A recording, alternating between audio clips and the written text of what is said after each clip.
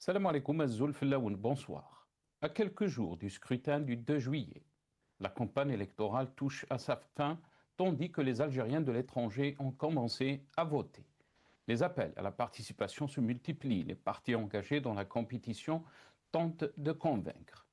Le Parti des travailleurs voit dans ces élections une occasion de renforcer le rôle du Parlement. Le FFS plaide pour sa réhabilitation, tandis que le RCD affirme vouloir incarner une véritable alternative politique. Pourtant, une question domine toutes les autres. Le vote peut-il encore changer quelque chose? Car au-delà des discours et des promesses, une autre réalité s'impose. Jamais le fossé entre les institutions et une partie importante de la société n'a semblé aussi profond.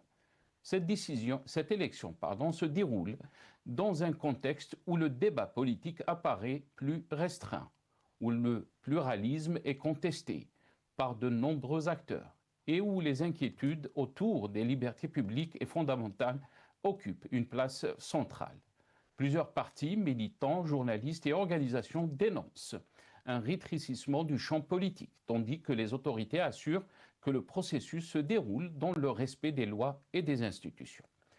Mais le véritable enjeu est ailleurs, la crise de confiance. Pour beaucoup d'Algériens, l'élection n'est plus perçue comme un instrument capable de modifier les rapports de pouvoir ou d'influencer les grandes orientations du pays.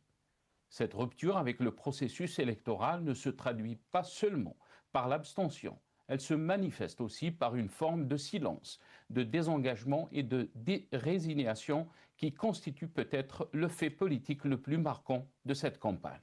Car lorsqu'une élection ne suscite plus ni enthousiasme populaire, ni véritable confrontation de projets, ni espoir de changement, c'est la vitalité même de la vie politique qui est interrogée. Une démocratie ne se mesure pas uniquement à l'organisation régulière des scrutins, mais aussi à la confiance qu'ils inspirent, à la liberté du débat qu'ils permettent et à la conviction des citoyens que leur voix peut réellement peser sur leur avenir. Le Parlement issu du scrutin du 2 juillet sera-t-il en mesure de retrouver sa crédibilité, d'exercer pleinement ses missions de contrôle et de représentation et de réconcilier les citoyens avec les institutions? Ou ces élections ne feront-elles que confirmer une rupture déjà profonde entre le pouvoir et une partie de la société? Nous en débattrons avec nos invités juste après cette petite intro.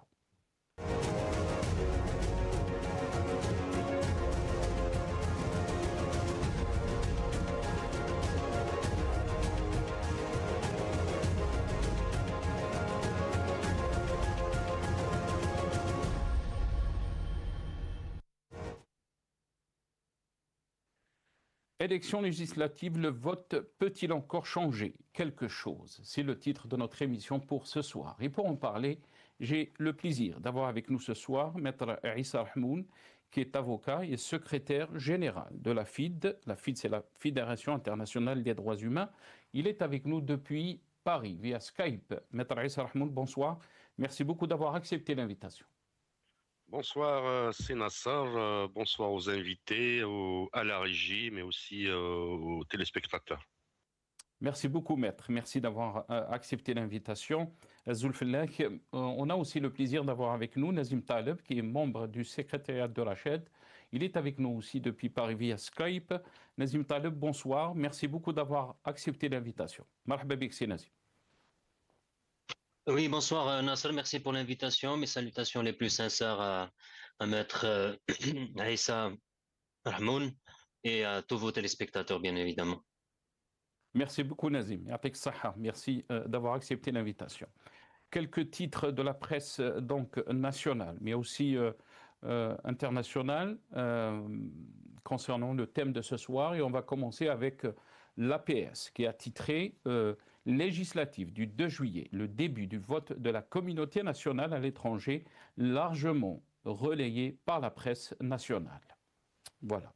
Un autre titre, toujours donc l'APS, législative du 2 juillet, une opportunité pour renforcer le rôle de l'institution législative. C'est les paroles de Louise Ahnoud, la secrétaire générale du Parti des travailleurs, qui était donc en déplacement à Saïda. Louisa Hnoun donc, a indiqué dimanche à Saïda que les prochaines élections législatives constituent une opportunité de renforcer le rôle de l'institution législative et d'adopter des lois répondant aux attentes des citoyens. Journal Al-Watan, meeting du FFS à Constantine. Aouchiche plaide pour une réhabilitation du Parlement. Le Matin d'Algérie, meeting donc du RCD à Tizi Ouzou, Khaled Tazaralt, l'invité vedette qui force le FFS à réagir. Jeune Afrique, Algérie, législative 2026, mode d'emploi, nouvelles règles de constitution des listes, représentation des Algériens de la diaspora, parité, les législatives du 2 juillet se dérouleront selon des modalités inédites. Et on termine avec cette triste nouvelle. Beurre FM, Ali Idflaoun, s'éteint. Une voix de lutte et de mémoire disparaît. Figure majeure de la chanson kabyle engagée, Ali Idflaoun, de son vrai nom. Ali Eid Farhat est décédé ce dimanche 28 juin à Tizi Ouzou, à l'âge de 69 ans, membre fondateur du groupe Idflaoun. Il laisse derrière lui une œuvre profondément liée à la mémoire et à la dignité et au combat culturel amazigh. Voilà, triste nouvelle donc, toutes nos condoléances à sa famille, à ses proches. La disparition donc Ali Idflaoun, Rabbi Rahmou Wissa Ali. Nazim Taleb, je vais commencer cette émission avec vous, très rapidement bien sûr, si vous voulez, un petit message par rapport à la disparition de Ali Idflaoun. Une voix de lutte et de mémoire qui disparaît, le titre de Beurre FM. Bien sûr, d'autres médias, d'autres organes de presse aussi ont relayé donc sa disparition. Un petit mot? Oui, bien évidemment, c'est toujours une tragédie de perdre un être cher. Donc, toutes mes condoléances à toute sa famille, à son épouse, à ses enfants, pendant ces moments. Allô? Oui, on vous entend. Non, parce que j'ai un retour studio. C'est pour ça que je me suis dit peut-être qu'il y a un problème technique. On va essayer de régler donc je vous ça, disais que... Oui. Oui, donc je vous disais que c'est toujours une tragédie de perdre un être cher, surtout pour son épouse, ses enfants, à qui je présente mes plus sincères condoléances. Et c'est d'autant plus tragique quand il y a une voix dissonante, une voix engagée et militante qui s'éteint. Malheureusement, qui se font très très rares aujourd'hui dans une Algérie où la parole elle est muselée, où la liberté, toutes les libertés de toute façon qu'elles soient de presse, de parole, de circulation est complètement cadenassée, contrôlée. Effectivement c'est une tragédie pour sa famille, mais aussi pour l'Algérie tout entière. Merci beaucoup, Nazim. Maître Issa Rahmoun, un petit mot par rapport à la disparition donc de Ali Idflaoun, Rabbi Yarhamou. Oui, tout à fait, c'est une triste nouvelle, c'est une tragédie effectivement, et je salue au passage mon ami Nazim. Ali Idflaoun, c'est une personne et un artiste engagé pour les droits humains, engagé pour la démocratie, engagé pour la citoyenneté. Ali Idflaoun, il a bercé des générations de militants, il a éduqué des générations de militants. C'est le produit des années 80, Ali Idflaoun. Et moi, je me rappelle de la dernière fois où je l'ai rencontré, c'était en 2019 à l'occasion du Hirak, lorsqu'on a animé un meeting populaire à Yakouren, à Tizi Ouzou. C'était la coalition de la société civile de Tizi Ouzou avec les syndicats, avec les associations, le collectif des avocats. C'était Kounaf Shah Ramadan, après qu'on avait rompu le jeûne. Donc, on s'est rencontrés dans le stade municipal de Yakouren. C'était un grand événement où Maître Bouchachim Mustafa nous a fait honneur de participer à ce meeting. bien sûr avec tous les syndicalistes, les associations et les avocats qui étaient impliqués dans le Hirak à Tizi Ouzou. Et là, Ali Flaoun, il a accepté d'être avec nous, avec sa célèbre chanson Ch'tievri de Addir et d'autres. C'est un palmarès qui n'en finit pas. C'est lui qui avait chanté Kipling, le poète anglais, qui veut dire avec le langage de Kipling, tu seras un homme, mon fils. Il a chanté l'amour, il a chanté l'engagement militant, il a chanté les événements d'avril, il a chanté les orphelins, les orphelins de la langue. Donc la langue et l'identité amazigh, l'identité algérienne. Il a chanté Mohamed Yardo.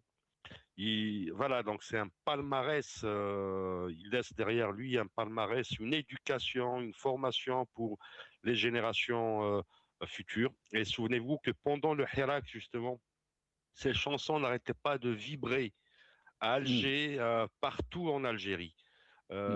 خليونا الطريق نفوتوا وعلاش راكم خايفين منا. Et voilà, donc ça résonnait de partout. Je présente mes sincères condoléances à tous ses compagnons, à tous ses amis dans le monde artistique, à sa famille, à son épouse, à sa fille. Voilà. ربي يرحمه ويوسع عليه إن شاء الله. Inch'Allah. Merci beaucoup, Maître Issa Rahmoud. Nos condoléances aussi de notre part, de toute l'équipe donc du programme Microscope, à sa famille aussi, et surtout aussi à ses proches et ses chers. Revenons bien sûr à l'actualité algérienne, et comme vous le savez, la diaspora donc a commencé a voté hier. C'était le début du vote de la diaspora et les dernières heures de campagne avant le silence électoral, donc prévu aujourd'hui à minuit. Donc voilà, quelques heures avant la fin de cette campagne électorale et le début du silence donc électoral. On regarde ces images et je reviens tout de suite à nos invités.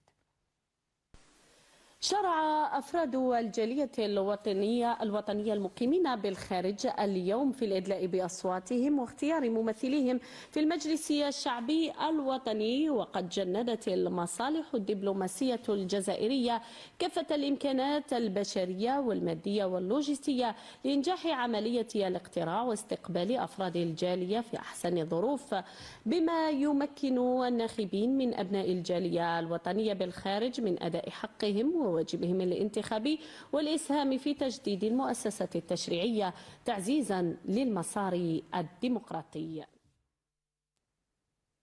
Voilà, donc ces images donc, du début du vote de la diaspora. Rappelons donc quelques chiffres.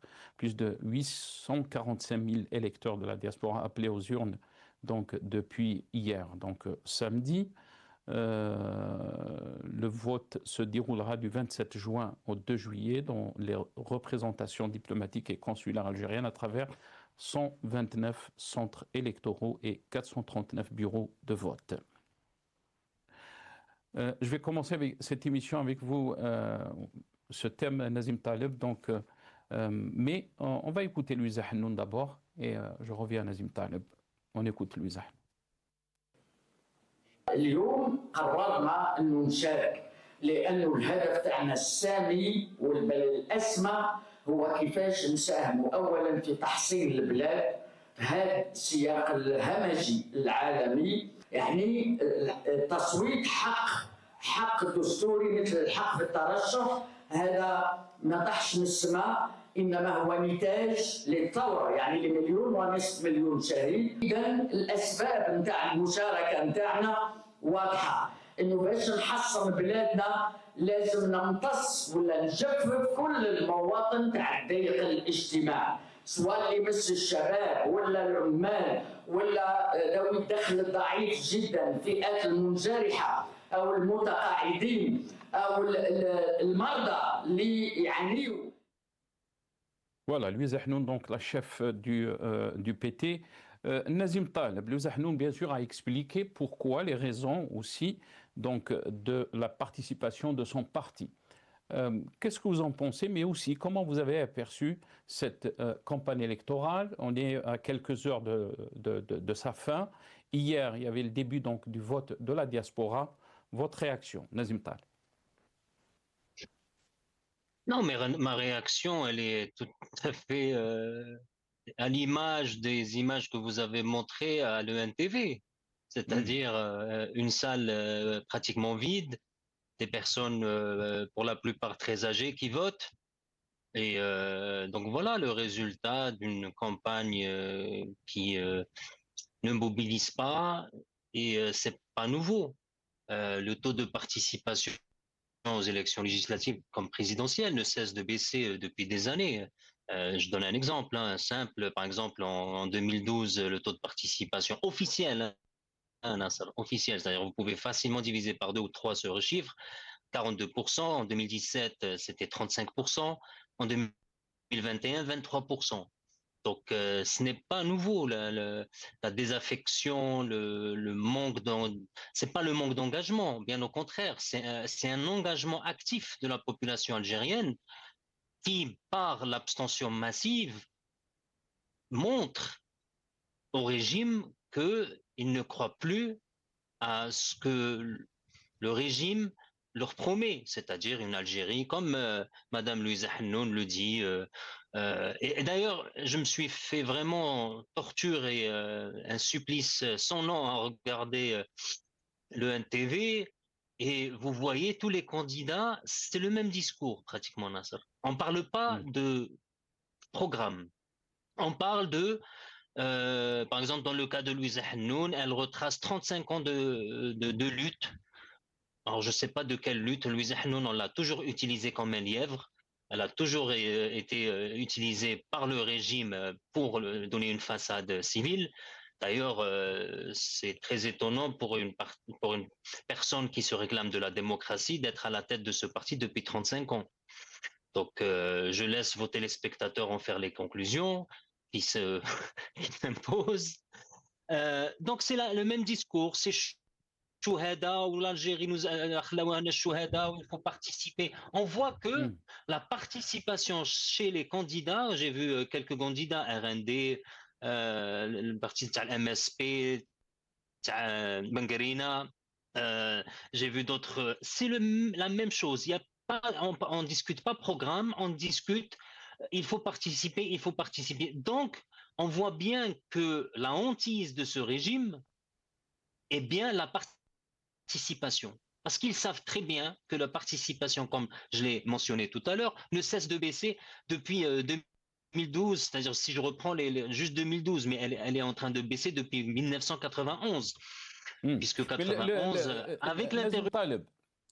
اسمح لي نازم طالب, quand Louisa Hannoun dit que c'est une opportunité par rapport donc à ces élections pour renforcer le rôle de l'institution législative. En même temps, bien sûr, elle a parlé donc la souveraineté de l'Algérie n'est pas à vendre.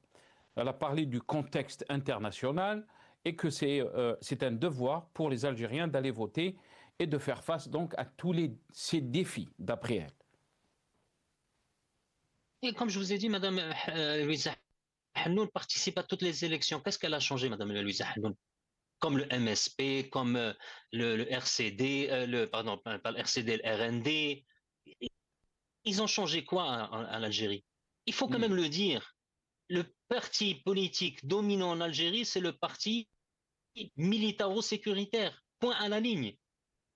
Et on le voit, aujourd'hui, c'est encore pire que les années d'avant. C'est-à-dire qu'avant, à la limite, les candidats se présentaient, se mettaient dans les listes et les électeurs, bien sûr, avec toute la fraude massive qui va derrière, on va favoriser un parti comme un autre. Je rappelle juste pour l'histoire, le RCD, il a été créé en février 97, il a remporté 150 sièges lors des élections de juin 97, c'est-à-dire en espace de 4 mois. Donc on voit bien que le régime... Le RND, Nazim, le RND. اسمح لي parce que vous avez dit ils vont m'en vouloir, RCD vont m'en vouloir. Non, je voulais pas parler de RCD. Absolument. Ouais, non, mais Zafouchalina, toutes mes excuses pour cette confusion. Non, je parlais du RND, Absolument. au Yahya. Mm. Donc, créé en février 97, il a eu 155 sièges 4 mois après. Du jamais vu pour un parti politique qui remporte autant de sièges en Mm. l'espace de 4 mois. Donc, encore une fois, ce que je voulais dire par là, c'est le premier parti politique aujourd'hui, non seulement il décide c'est quel parti qui va occuper ou les nombres de sièges qui vont être occupés par tel parti ou un autre parti, mais aussi les candidats eux-mêmes. On a vu par exemple, et là je reviens au RCD, et là je crois que je vais lui faire justice, je ne vais pas, je vais pas me tromper, ils ont rejeté pas mal de leurs candidats. Mm. Donc comment voulez-vous parler de démocratie, d'élections libres, transparentes, quand c'est le système militaro-sécuritaire qui choisit lui-même de vos candidats? C'est-à-dire sous prétexte de je ne sais quelle excuse, on va dire non, celui-là, il ne va pas se présenter, il sera interdit de se porter sur les listes. Donc, encore une fois, l'Algérie est gouvernée par un parti qui s'appelle le parti militaro-sécuritaire et tous ces partis politiques, malheureusement, c'est de la figuration et les promesses de Louise Hannoun et les autres ont toujours été les mêmes depuis des années et ça n'a strictement rien changé, bien au contraire. Le peuple algérien, il est beaucoup plus conscient qu'avant, puisque le taux de participation, et encore une fois, je précise, officiel, c'est-à-dire chiffre officiel, encore une fois, vous pouvez diviser par 2 ou par 3, et en baisse continue depuis 91, et c'est une tendance à la baisse par l'aveu même du régime lui-même. Très bien. Restez avec nous, Nazim Taleb. Maître Issa Rahmoun, qu'est-ce que vous en pensez, Maître Issa Rahmoun? On est à quelques heures donc de la fin de cette campagne électorale. Une campagne électorale où on n'a pas vu le peuple.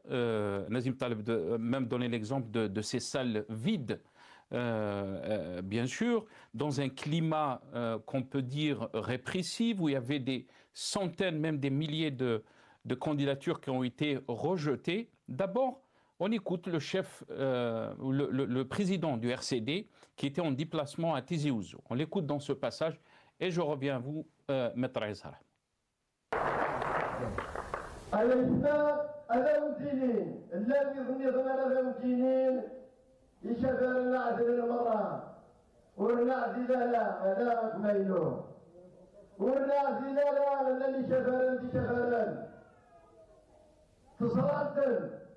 الشمل عشان تجعلي الفقرة في المنتجية الشمل عشان تجعلي الفقرة في الأربعة ديال أثامي الشمل عشان تجعلي مجرد سليبها في المنطقية لو بنينا كيف دي الشمال إركزنا كيف الخلفة كيف جدنا كالسبيد الولايات مع ذويذا إلا على ثمن دلالوان ذويذا متصرفة ذويذا جدنا ثمن دلالوان Voilà, donc Athman Mahzouz, le président du RCD, qui dit donc que le parti du RCD n'est pas comme les autres partis. Dans une autre déclaration aussi, il a rappelé aussi qu'il faut arrêter les arrestations. On l'écoute.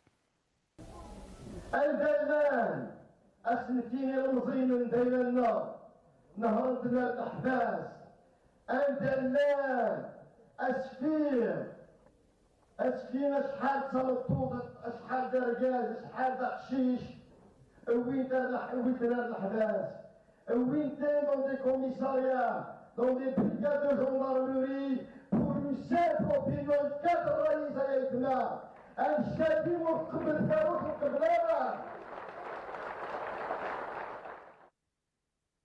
Voilà.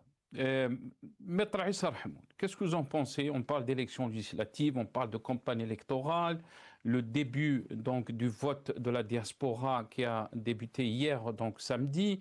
Le vote peut-il encore changer quelque chose en Algérie ou sert-il à quelque chose? Maître Issa Rahmoun. Merci encore une fois, Sénassar. Je vais essayer de me placer entre l'intervention de Louise Hannoun et celle de Athman Mahzouz, respectivement secrétaire général du PT et président du RCD. Effectivement, aujourd'hui, sur un plan international, ce n'est pas que l'Algérie qui est Enfin, avec les transformations au niveau international, on passe d'un monde qui était un monde multilatéral, avec les institutions existantes, à la construction du droit international humanitaire, à une ère où aujourd'hui c'est pratiquement l'unilatéralisme à travers l'administration Trump, et plus que ça, à travers les 2 pôles ou 3 pôles qui essayent de s'installer, écrasant ainsi les autres pays dans leur intégrité soit territoriale, leur souveraineté économique et politique à la fois. Le danger, il pèse sur tous les États du monde, qui sont bien sûr pas membres du Conseil de sécurité, qui n'ont pas cette force économique et militaire comme l'Algérie. Par contre, la question qui se pose, qui entraîne l'Algérie dans ce danger? Est-ce que c'est le peuple algérien? Est-ce que c'est la classe politique? Est-ce que c'est la société civile? C'est qui met en danger l'intégrité nationale et la souveraineté nationale, et bien sûr le principe de l'autodétermination des peuples? Jamal Zenati avait appelé à un certain moment Louis Ahnoun, il a nommé baromètre de la République. Et le baromètre de la République, justement, c'est vouloir et accepter de jouer ce rôle de Bororo, ce rôle d'un épouvantail qu'on fait exhiber à chaque fois qu'il y a une volonté de la population à se réapproprier le pouvoir, à se réapproprier la souveraineté. C'était fait à l'occasion du 22 février 2019, où le peuple était dans la rue, où le peuple demandait le respect de la souveraineté populaire, de l'autodétermination du peuple algérien, à travers des élections libres et transparentes, à travers le respect des minorités, à travers la construction de l'état de droit, à travers la mise en place d'un mécanisme ou des mécanismes et des outils démocratiques permettant la transition et l'accès au pouvoir par des moyens et des méthodes pacifiques, mais aussi quitter le pouvoir par des moyens et outils pacifiques. Tout ça est exprimé dans le Hirak. Et je vois que le RCD est resté fidèle aux principes, à ces principes énonciateurs qui étaient la volonté populaire, la volonté des millions d'Algériens durant le Hirak. Et c'est à ce point que le RCD aujourd'hui, moi, en étant militant des droits humains, il faut être très objectif dans la prise de position. J'ai défendu les anciens cadres du FIS, comme j'ai défendu les chrétiens, comme j'ai défendu les moussabites, comme j'ai défendu tous ceux qui étaient victimes de l'injustice. Et Victor Hugo, justement, disait que la justice est pouvoir élever au rang suprême l'humanité. Et tout un chacun de nous, il a au fond de lui-même un degré d'humanité. Par contre, aujourd'hui, quand on voit la campagne électorale, et Nazim m'a précédé sur ça, quand on voit ces types de campagne électorale, le régime est en train de mobiliser ses dernières assises sociales, sa dernière clientèle. Aujourd'hui, l'élection en Algérie représente un vote tribal, un vote de village, un vote de copinage, un vote où il y a beaucoup plus d'investisseurs que de militants engagés pour la cause démocratique. Un vote où plutôt c'est une promotion au rang social, plutôt que de répondre à un intérêt collectif, à un engagement au profit de la collectivité, assurer un mandat au profit de l'État. Et quel État? L'État de droit qui a comme outil d'organisation des mécanismes et des outils démocratiques. Est-ce que l'élection, aujourd'hui, comme présentée par Louis Ahnoun, aujourd'hui, est-ce que cette élection va permettre à la classe politique, effectivement, d'être les moteurs, ou bien ils vont déclencher un moteur de transition démocratique, vont déclencher un un starter pour enclencher des changements profonds dans le fonctionnement institutionnel, mais aussi le respect de la souveraineté nationale. Est-ce qu'aujourd'hui, ces élections elles vont permettre d'installer des commissions d'enquête? Est-ce qu'aujourd'hui, ces élections législatives vont permettre que la voix du peuple soit portée à l'Assemblée? La réponse est non. Par contre, comme disait Athman Mazouz, et je reviens au départ de ma petite et modeste introduction, c'est que Athman Mazouz disait que ce mandat doit être la transformation ou bien le prolongement de tout ce qui a été dit, revendiqué, scandé pendant le Hirak. On verra. De toute façon, ce genre de campagne, on a entendu cette campagne en 97, on l'a entendu en 2002, on l'a entendu en 2007, et encore en 2012, et que c'est chaque 5 ans, le peuple algérien. Et si on va, malheureusement à Sénassara, dans des sociétés qui se respectent, où il y a une société civile qui travaille, qui font de la documentation et qui font dans le monitoring des médias. Si on prend tous ces discours et on les calque 25 ans en arrière, on va trouver que le chef d'œuvre de la ligne éditoriale de tous ces discours vient d'un seul centre, c'est le centre de la police politique. Très bien. Restez avec nous, Maître Issa Rahmoun. Je reviens à vous, Nazim Taleb. Et bien sûr, si vous voulez rebondir par rapport à ce qui a été dit par Maître Issa Rahmoun, avant de vous donner la parole, on va aussi vous torturer un peu. Daoui, je pense qu'il est le responsable du parti Al-Karama, participer pour lui, c'est participer donc à ces élections, c'est participer contre les ennemis de l'Algérie. On l'écoute. الجزائر مستهدفة في أمنها الداخلي.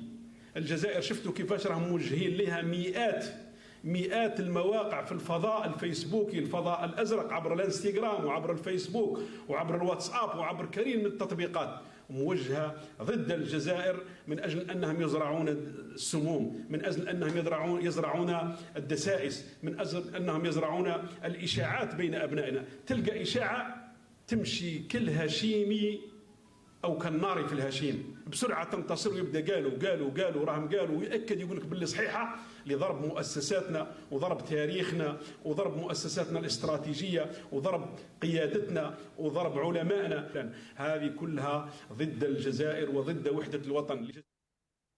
Voilà, Mohamed Daoui, donc le responsable du parti Al-Karama. Ousmani, qui est aussi le chef de parti de Sawt al-Sha'b, la voix du peuple. الشعب كره من الفولكلور السياسي، الشعب كره من لغه التصفاق. انا مانيش نقول لكم التهويل بركهم التهريج، فبحاجه الى طبقه سياسيه تواكب المستوى تاع التحديات والرهانات تعيشها الجزائر. اين نحن من هذا؟ فالمشكل الان اننا طبقه سياسيه لازم تكون جزء من الحل وليس جزء من المشكل. وسهنت ما لازمش نبقاو متفرجين، لانه نشوف الناس حاب تتفرج.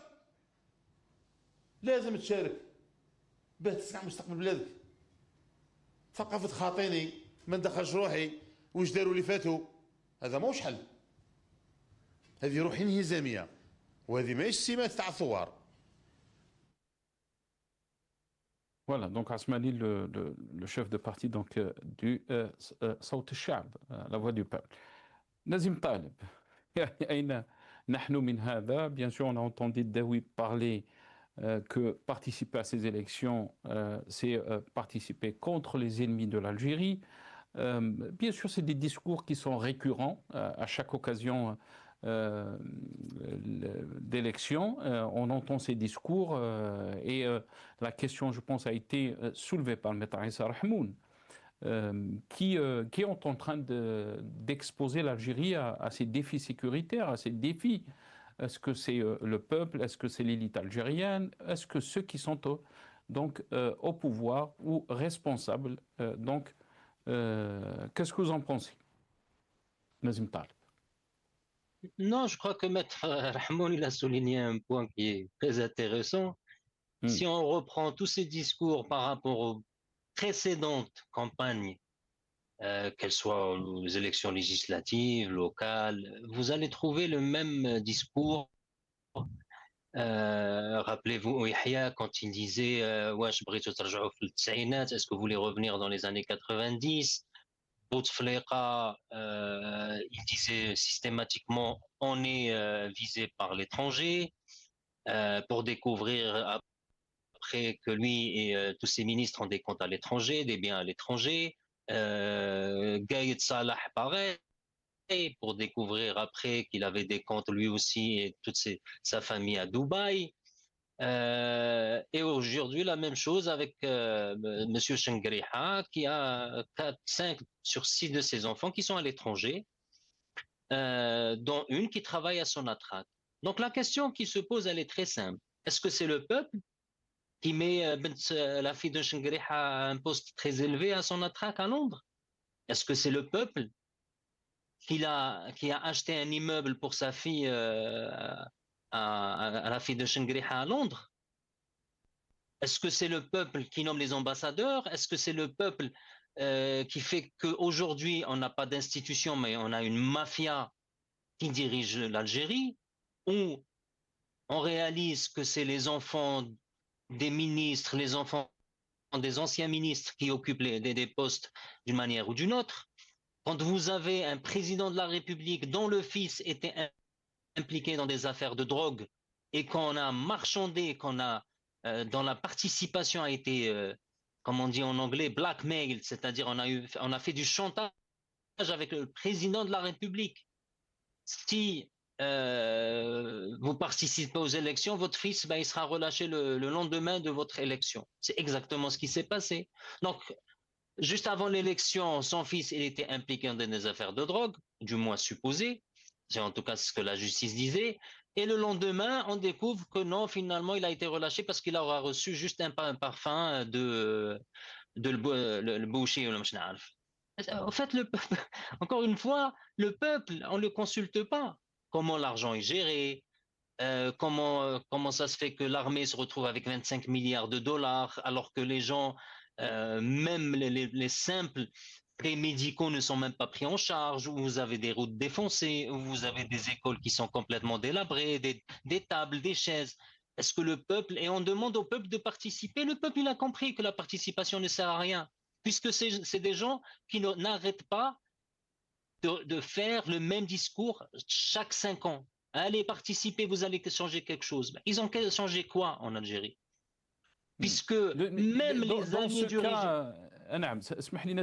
Dans ce cas, comment peut-on donc lire la participation, par exemple, du RCD, un parti qui est resté cohérent par rapport à ses positions politiques et qui était cohérent aussi par rapport aussi aux demandes du Hirak?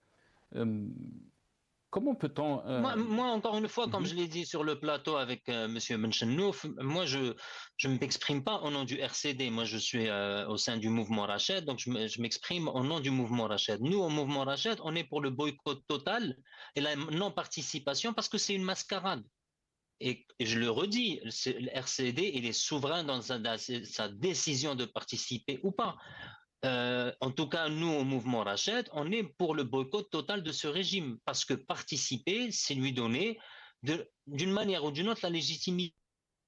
Après, encore une fois, il faut toujours nuancer. Je dis par rapport, en tout cas, le RCD de Mohsen Blaabbas que j'ai connu personnellement, Monsieur Mazouz, je le connais beaucoup moins. Je peux comprendre la démarche du RCD parce qu'un parti politique, regardez juste la loi qui vient d'être adoptée. Si vous participez pas à la loi électorale, mais aussi la loi... élections, voilà, donc vous perdez votre statut comment dirais-je, de parti politique. Un parti politique a besoin de participer à des élections forcément pour attirer les gens, les militants, parce que si vous participez pas, les militants, vous en aurez pas, ils vont aller ailleurs.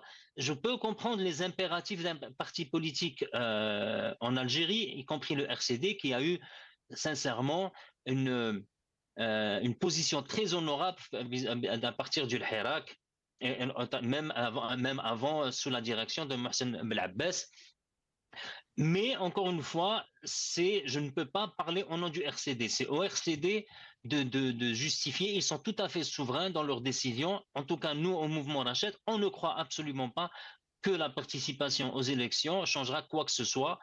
Bien au contraire, ça peut être un effet boomerang, un effet, je dirais, qui se coule, qui va se retourner. Regardez le FFS. Le FFS, Mais il a fait un la tournant en question aussi peut, 2012. Nazim Taleb, la question aussi peut être posée d'une autre manière. Est-ce que aussi le boycott sert à quelque chose? Pardon? La question, c'est quoi? Est-ce que le boycott, appelé au boycott, peut changer la donne, sert à quelque chose?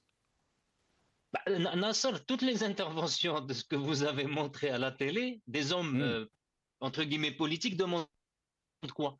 La participation. Donc le boycott les dérange au plus haut point. Bien sûr que le boycott les dérange. Bien sûr que c'est la voie royale pour exprimer son refus, son rejet de ce régime mafieux, ce régime rapace, ce régime criminel, ce régime qui mène l'Algérie vers l'abysse. Mais bien sûr que le boycott, c'est une manière très civilisée et non violente d'exprimer son rejet et sa désapprobation dans la gestion des affaires de l'État. Et le boycott, peut être passif, comme par exemple les élections, mais peut être aussi actif. Et le boycott, un jour ou l'autre, va mener au Hirak. Ça, pour moi, c'est une certitude que les choses vont changer, aussi bien en Algérie, mais pour reprendre ce que disait Maître Rahmoun, c'est que c'est un changement global. Les pays arabes ou les pays qui sont gouvernés d'une manière comme si c'était une caserne vont changer. C'est-à-dire, c'est vrai qu'il y a des puissances qui veulent être unilatérales, mais on ne peut plus être unilatéral. C'est peut-être la seule divergence que j'aurai avec Maître Rahmoun. On n'est plus dans l'unilatéralisme américain depuis la chute du mur du Berlin à aujourd'hui. Aujourd'hui, on a des acteurs majeurs, l'émergence d'acteurs majeurs qui ont leur poids aussi bien économique, au niveau démographique et même au niveau militaire. Je prends par exemple l'exemple de la Chine, c'est juste pour un petit peu ne pas citer d'autres exemples, mais je ne crois plus, moi, qu'on est plus vers l'unilatéralisme, mais plutôt vers un multilatéralisme avec des constitutions de blocs complètement séparés, avec des systèmes monétaires complètement séparés et avec des intérêts qui sont complètement divergents. Très bien, restez avec nous, Nazim. Maître Issa Rahmoun, qu'est-ce que vous en pensez donc de cette approche de Nazim Taleb, mais surtout du mouvement Rachid? Il a expliqué sa position, mais la complexité de la chose politique en Algérie, on va dire, pose beaucoup de questions. Est-ce qu'il faut participer pour essayer de pousser donc le régime à un changement graduel, on va dire, de la situation politique?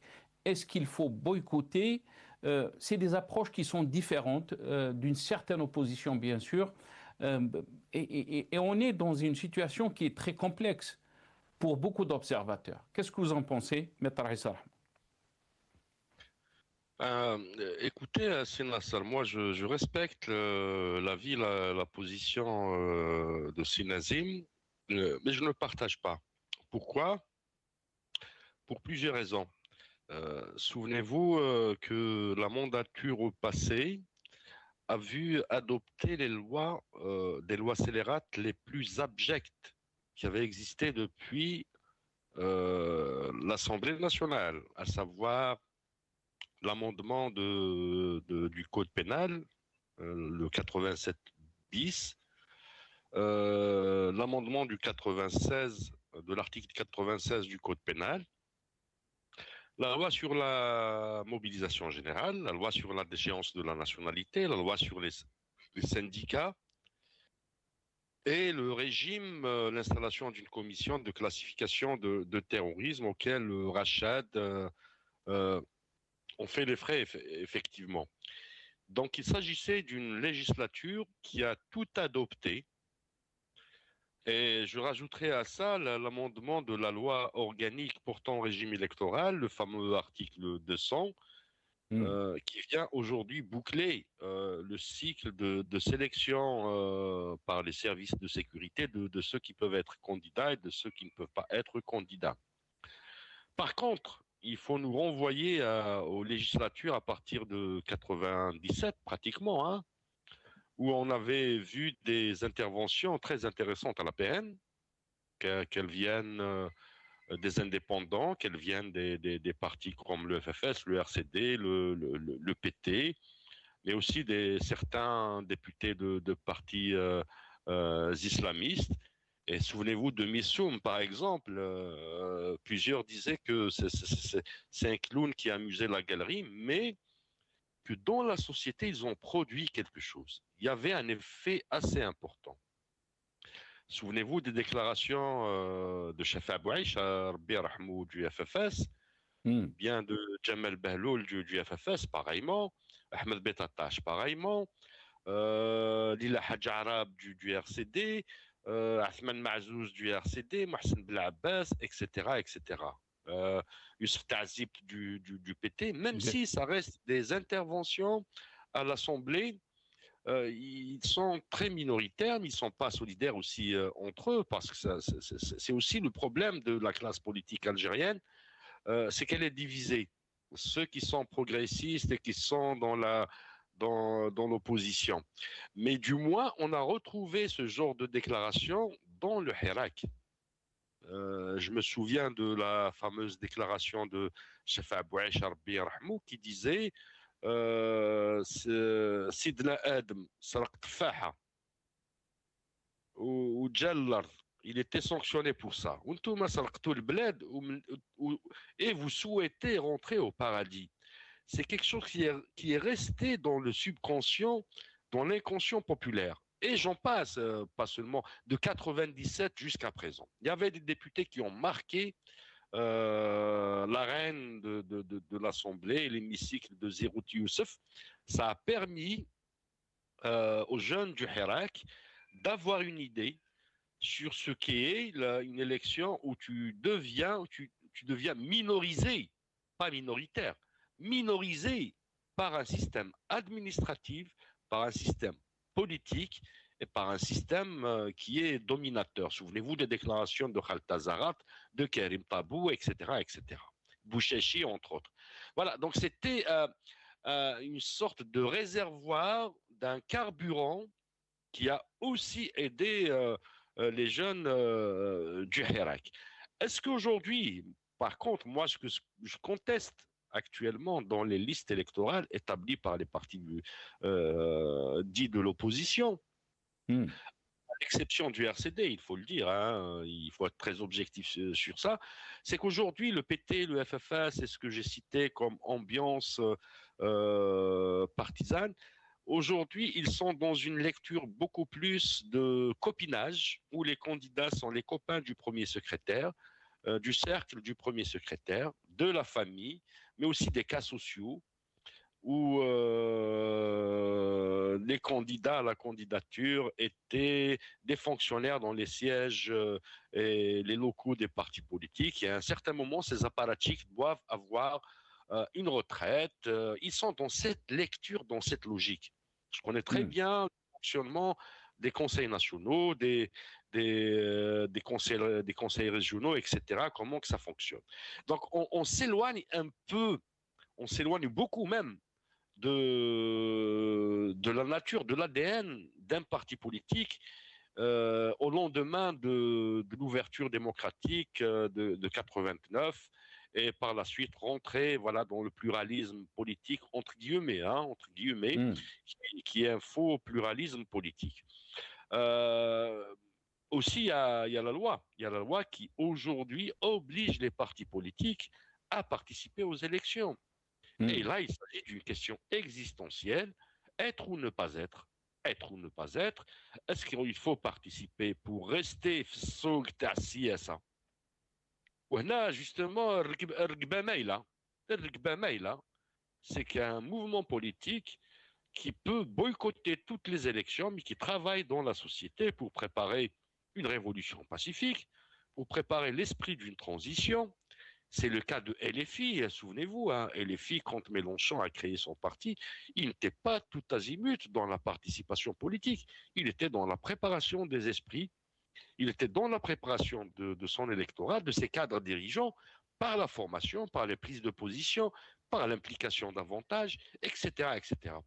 En Algérie, force est de constater que le régime, aujourd'hui, il choisit ses amis, mais il choisit aussi ses opposants. Très bien.